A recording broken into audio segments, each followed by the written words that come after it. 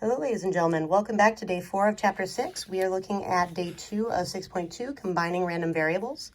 And by the end of this lesson, you will be able to calculate the mean and standard deviation of the sum or difference of random variables. We're actually going to be looking at deriving some of these details today. So 6.2, day 2, combining random variables. So far, we have looked at settings that involve a single random variable. Many interesting statistics problems require us to combine 2 or more random variables. So let's consider the following scenarios. You can read much of this information on pages 416 to 425. Mean, expected value, and standard deviation of the sum or difference of 2 random variables. So Pete's Jeep Tours offers a popular day trip in a tourist area. There must be at least 2 passengers for the trip to run, and the vehicle will hold up to 6 passengers. So let X equal the number of passengers on a randomly selected trip at Pete's Jeep Tours. So the minimum value of X is 2 because you need at least 2 passengers for the trip to run.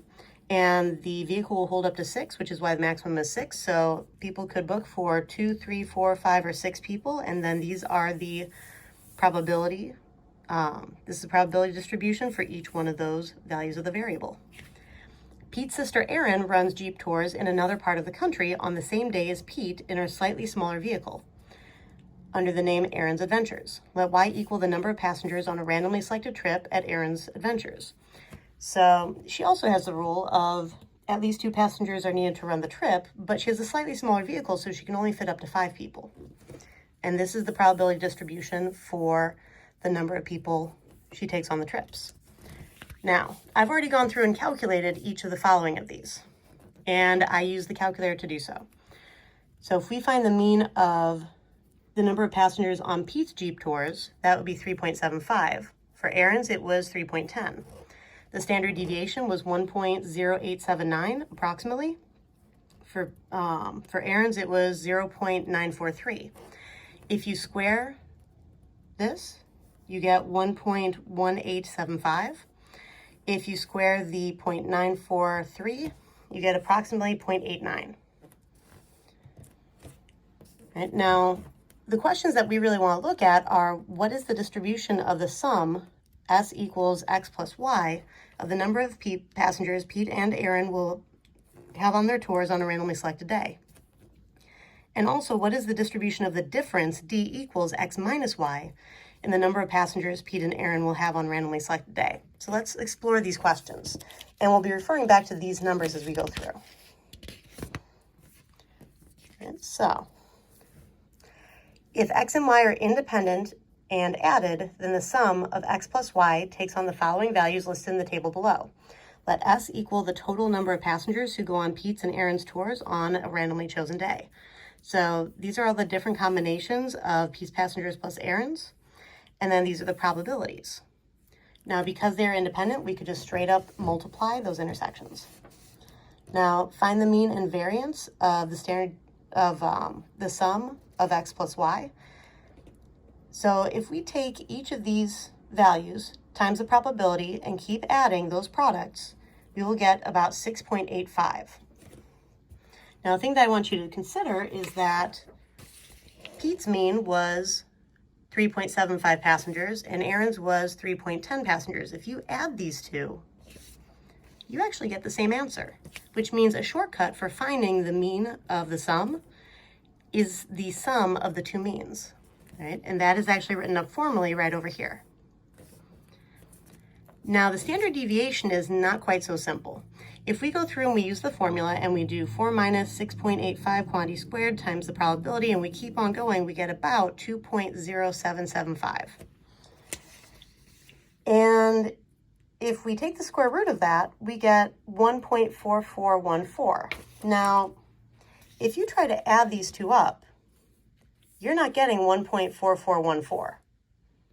However, if you add these two up, you do get 2.0775.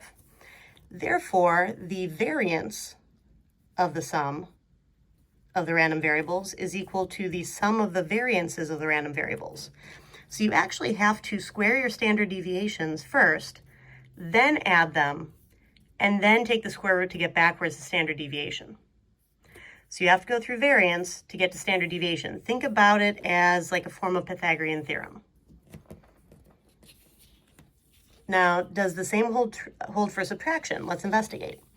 All right, so if we type all of this into our calculator and work this out, taking -3 times 0.015, -2 times 0.055, and so on, and add all of those up, we get about 0.65. Now again, if we take this mean minus this mean, we get 0.65. Right, so this actually works out to the difference of the two means. Now our standard deviation is actually the same. If we take each of our values minus the mean, quantity squared, times our probability, and we add up all of those squared products, we get about 2.0775 again.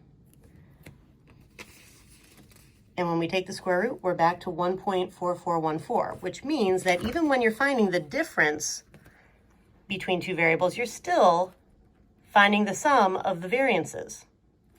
So the sum of the squared standard deviations, and then taking the square root. So whether you are adding or subtracting, your variance is going to turn out the same, which means your standard deviation is going to turn out the same. It's only your mean that really changes. And the mean follows the logic of what you're actually doing to those random variables. Okay. Let's go to the next page.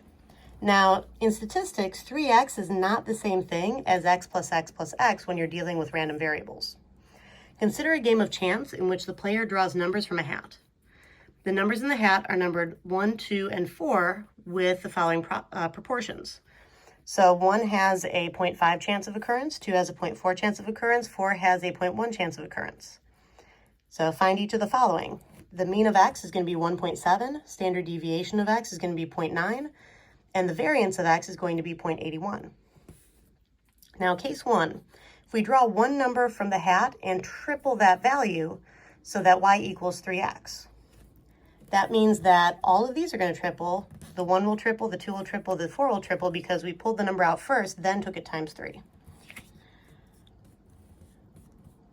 All right, so each of the following is true. So we will have, this is going to triple, this is going to triple, and this is going to be times our multiplier squared.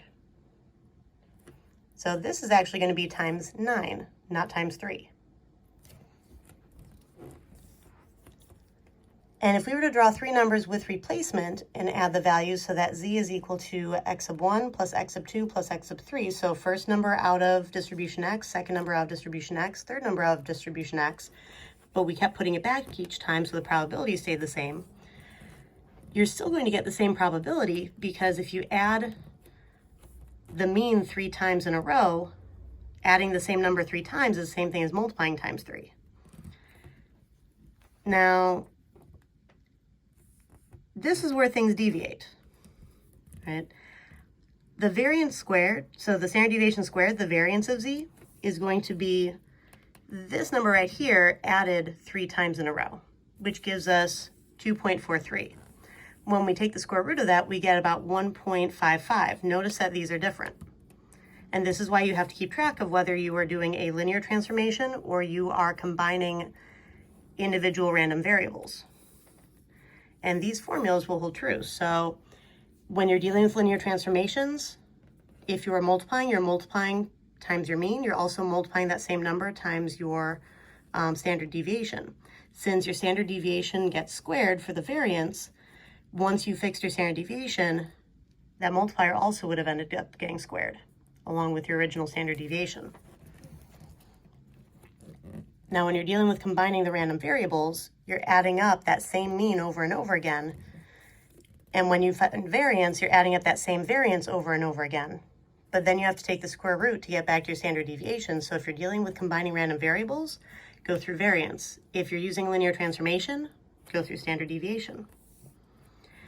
And here's an example. So this example we'll actually run through in class, and I'll see you there.